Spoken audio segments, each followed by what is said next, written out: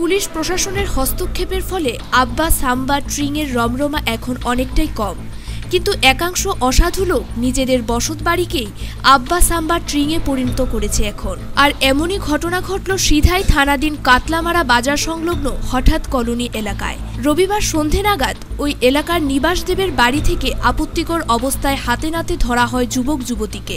এলাকাবাসীরা জানায়, বেশ কয়েক মাস ধরে নিবাস তার স্ত্রী ও ছেলেকে নিয়ে আগরতলা ভাড়া থাকে। এদিকে জনশূন্যতার সুযোগ নিয়ে প্রায়শই মধুচক্রের আসর বসত বাড়িতে। রবিবার সন্ধ্যায় এক যুবক যুবতীকে বাড়িতে ঢুকতে দেখে এলাকার লোকজন।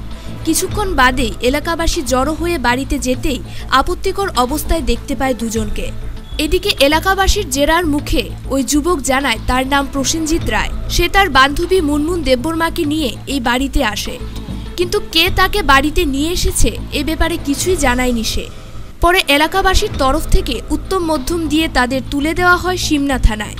এলাকাবাসীর অভিযোগ মূলে ঘটনার তদন্তে নেমেছে পুলিশ, কিন্তু তদন্ত আদৌ কতটা এগোয় এটাই দেখার বিষয়।